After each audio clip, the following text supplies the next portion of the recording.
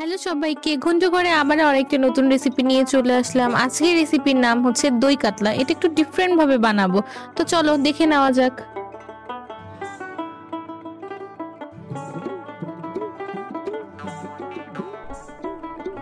প্রথমে মাছগুলোকে ভালো মতো ধুয়ে লবণ হলুদ দিয়ে মেখে কিছুক্ষণের জন্য রেখে দেব।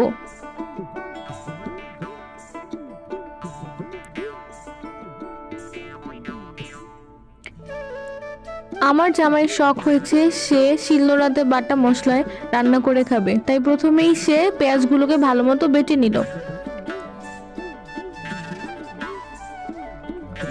এবার একে একে আদা রসুন ও কাঁচামরিচগুলো ভালো মতো বেটে নেব।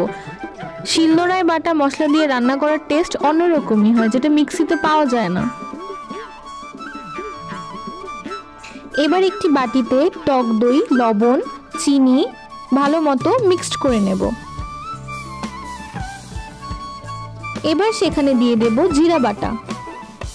জিরা বাটা দিয়ে ভালো মতো মিক্সড করে রেখে দেব এবং কড়াইতে তেল দিয়ে সেটাকে গরম করে মাছগুলোকে সুন্দর মতো ভেজে নেব।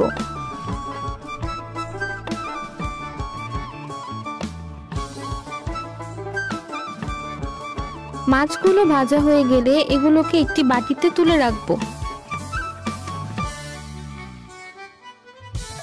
এবার সেই ভাজা তেলে দিয়ে দেব জিরা, দারচিনি ও এলাচ। এবার সেখানে দিয়ে দেব পেঁয়াজ বাটা। পেঁয়াজ বাটাকে দিয়ে ভালো মতো নেড়েচেড়ে কিছুক্ষণের জন্য কষিয়ে নেব।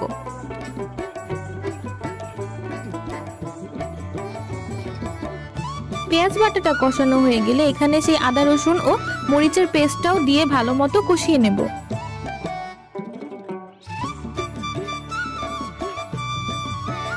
মশলাটা যাতে কড়াইতে না লেগে যায় এই জন্য এখানে অল্প একটু জল দিয়ে নিলাম।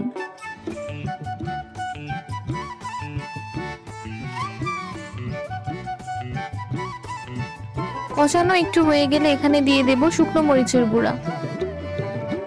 ঝালটা আসলে যার যার উপরে ডিপেন্ড করে।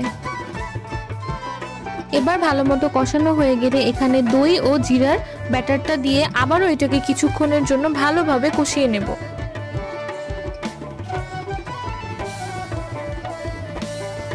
কষানো হয়ে গেলে দেখবেন উপরে এরকম একটা তেল চলে এসেছে।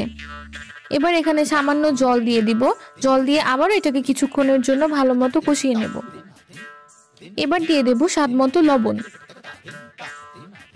এবার ভেজে রাখা মাছগুলোকে এখানে একে একে দিয়ে দিব।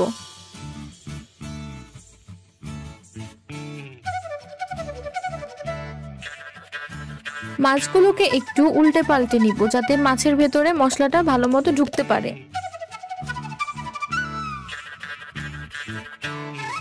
এবার দিয়ে দেব পরিমাণ মতো জল। জল দিয়ে এটাকে আবারও কিছুক্ষণের জন্য ফুটিয়ে নেব। এই তো রেডি আমাদের দই কাতলা। এই রেসিপিটা গরম ভাতের সাথে খেতে এত মজা লাগে, আপনারা অবশ্যই এটাকে বাড়িতে ট্রাই করবেন এবং কমেন্ট বক্সে এসে আমাকে জানাবেন যে আপনাদের আমার বানানো রেসিপিটা কেমন লাগলো। এরকম আরো মজার মজার ভিডিও পেতে আমার চ্যানেলটি অবশ্যই ঘুরে আসুন এবং সাবস্ক্রাইব করে আমার পাশে থাকুন।